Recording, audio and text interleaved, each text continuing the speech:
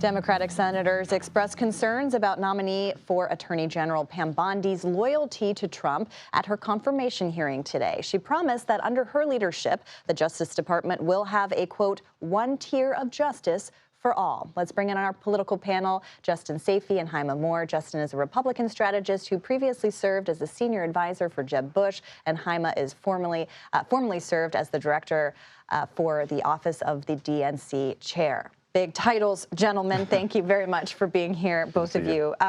So let's talk a little bit about these confirmation hearings. Pam Bondi, you know well from Florida.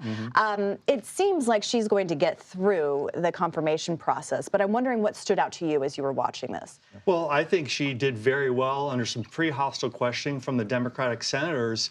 And I think, as was mentioned, the big issue that a lot of the Democratic senators was this issue of loyalty to President Trump. It seemed to be an area of concern. But look, any attorney general is going to be loyal to the president that they serve. I think what she was able to demonstrate, she has a record as the attorney general of Florida for 8 years. She's not an unknown quantity. She's done the job before. And I think that gave a lot of, hopefully gave a lot of senators comfort about the job she'll do. I mean, Hyma, to that point, you did hear a lot of Democrats pressing her on whether she accepted the results of the 2020 election, you know, how she would feel about pardons of January 6th rioters, and kind of if she would essentially do the president's bidding. I'm wondering what you make of the Democrats' argument. Does that land anywhere outside the base? Look, I mean, I think Justin's right. She's clearly qualified, and she was very poised today. I thought she did a fantastic job.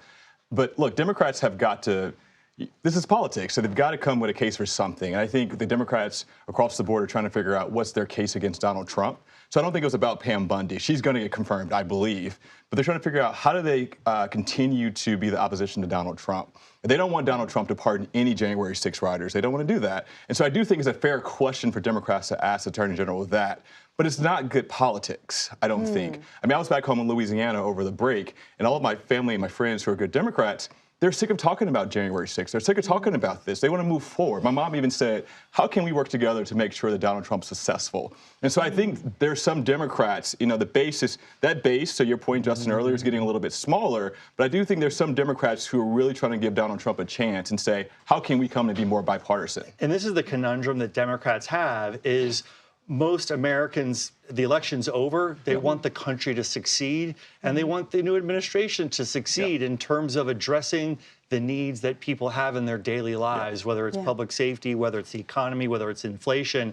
And I think that's the conundrum that Democrats have, is they want to be the loyal opposition, but the American people want to see people in Washington solve problems for them. And they're still feeling it, you know, they're still feeling it. Just because there's a new president doesn't mean that the economy's shifted all of a sudden. Exactly. You know? Prices are still high. There's still a lot of concern about the border, obviously.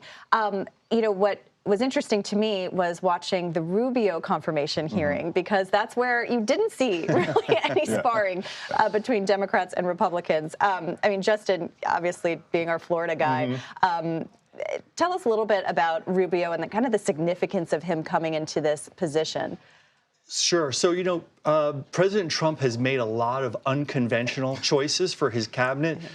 Senator Rubio is probably the most conventional choice. And there was actually some tension. It was reported in the New York Times and others that there was some tension inside Trump world about whether he should be the nominee for Secretary of State. So I think that he's a former senator. He's respected in the Senate. He's a member of the Foreign Relations Committee in the Senate. As a Floridian, he's the child of Cuban immigrants, Cuban exiles. So for him, issues like freedom and democracy, anti-communism are very important to him, and America's role in the world. As a senator, he's been very focused on China and America's relationship with China, America's competition with China. So he's very qualified. He'll be confirmed. And I think that this is definitely the most conventional pick that Donald Trump has made in his cabinet. And with this Middle East deal today, with this hostage deal, we saw both sides really working together on this. Hyma, I want you to put your DNC hat back on for just a second, because in a few weeks, we're going to have an election for the new chair of the DNC. But I'm wondering, you know, how much are Democrats really kind of working on a playbook, not just to combat Trump, but to actually get to these issues that people said that they were caring about? Will we see it kind of hashed out through the DNC, or is this kind of more, you know, community driven? Well, I think you're starting to see it already, Caitlin. I think you and I talked about this a while back. The chairman of the DNC, the role of that position is much different when there's a president of the opposite party. And so the chairman of this party now for the next 4 years has to be the chief opposition and the leader of the party to Donald Trump. Now, while I think Hakeem Jeffries is doing a good job and he is becoming the leader of the party, the DNC chairman is really important. So what you've seen over the last few weeks is you've seen members of this roster of candidates start to talk about what the future of the party looks like, not just opposing Donald Trump, but going back to the roots. How do we go back to labor? How do we go back to Hispanic men in Arizona, New Mexico, Nevada, and Florida, and Texas? How do we make sure that we're still bringing on black women and black men in a thoughtful way? And then, of course, this is going to be a big issue coming up. How do we continue to talk about LGBTQ and trans rights that in a thoughtful way that doesn't turn away voters? And so all that's happening already, but over the next 2 weeks, there's a forum tonight that's happening. Over the next 2 weeks, that's going to get much, much more intense. As it stands, Ken Martin from Minnesota, who was on, I think, in CBS just a day or two ago, is leading the pack. Ben Wickler from Wisconsin is right behind him. And then former Governor Martin O'Malley is still in the hunt. Now, that's going to start shifting as the days go on, but it seems like it's still going to be a race between Ben and Ken.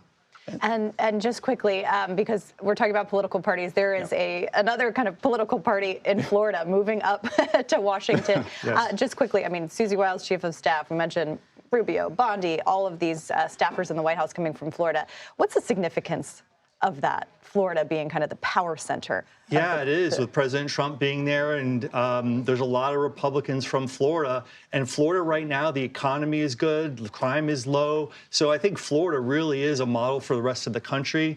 And so I think that's one of the things that's really important. And if I could just make one quick comment about the Democrats, they're going to have to figure out who they want to be, because the Republicans have made a play for traditional Democratic constituencies. We saw in this last election, younger voters move towards the Republicans, voters of color move towards Republicans, immigrants moving towards Republicans. So the Democratic Party's got a challenge because the Republican Party is making a lot of inroads with their traditional constituencies. I left out union voters as well. Which I agree, but look, at some point, I think Republicans are going to have to realize that populism will not always permeate through the entire party. So I'm not sure that's going to hold when the midterms come around. Plenty to talk about over the next year. We'll take some of that Florida weather, though, on Inauguration Day, especially. Justin and Hyma, thank you very much for your time. Thanks.